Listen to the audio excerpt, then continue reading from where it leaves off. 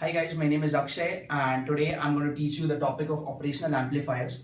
Operational amplifier is basically high input impedance, high output impedance amplifier.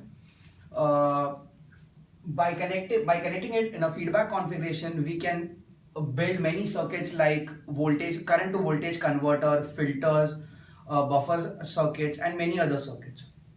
So let us basically go through an introduction to what are operational amplifiers. So this is an operational amplifier and let's get into the pin configuration of an operational amplifier. This is pin number 2, which is the inverting terminal of an operational amplifier. This is pin number 3, which is the non-inverting terminal. At pin number 6, we get the output of an amplifier. The pin number 7 is connected to plus VCC and pin number 4 is connected to minus VCC or ground. The potential for this plus VCC or minus VCC, which is given to the operation amplifier, it is for its own working and it has nothing to do with the input which is given to the operational amplifier. It is usually plus 15 volts or plus or minus 5 volts depending upon the different types of operational amplifiers that we use. Pin number 1 and 5 are used for offset null. And as we know that it has many applications, so let us start with non-inverting operational amplifiers. So as we want a non-inverting operational amplifier, we have connected an input at the non-inverting terminal of an amplifier. We'll get the output at pin number 6. We have a feedback resistor over here which is connected on the output and pin number 2 of the amplifier. And let's name this resistor as RF, which is our feedback resistor. And we have another resistor over here that is R1. Let's assume it's R1. And the non-inverting terminal should be grounded as we're not using it. Okay.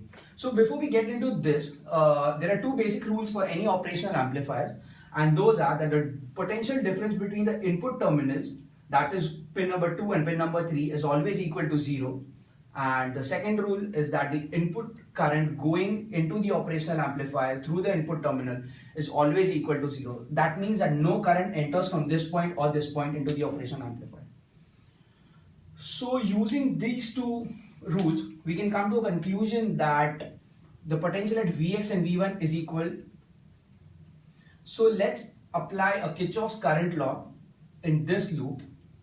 So by applying Kirchhoff's current law, we get that Vx minus, as this is grounded, I assume the current is 0, upon R1 is equal to V out minus Vx upon Rf.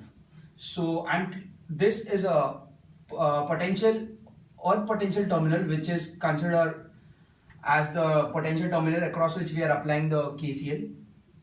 So V out minus Vx upon Rf is our equation. This is our equation, and according to our first law, the potential difference between these two are considered to be equal.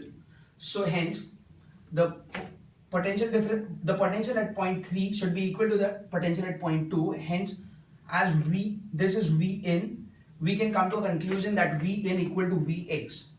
So therefore, we substitute Vx equal to V in.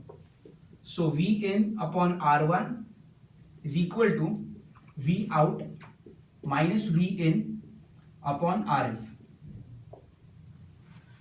So by simplifying this equation, we get that V out upon V in equal to 1 plus Rf upon R1.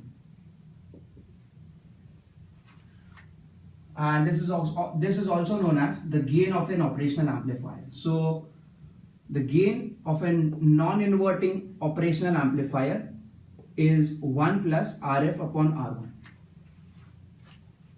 So this was a non-inverting amplifier.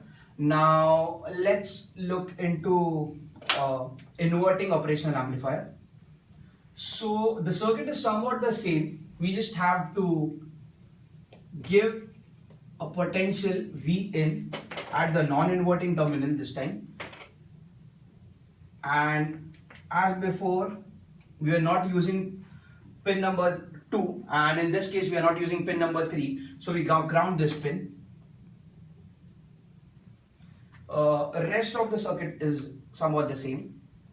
Again, by applying the same law, that is by applying KCL at point Vx, we can come to a conclusion that we can build up an equation that Vx minus Vin upon R1 equal to V out minus Vx upon Rf. I'm sorry. Now, as we know, as we did in the previous example, that the potential at this point and this point is equal, hence Vx will be equal to 0 as pin number 3 is grounded. So we substitute Vx equal to 0 in the above equation. So we get minus Vin upon R1 is equal to V out minus 0, so I'm not writing it, upon Rf.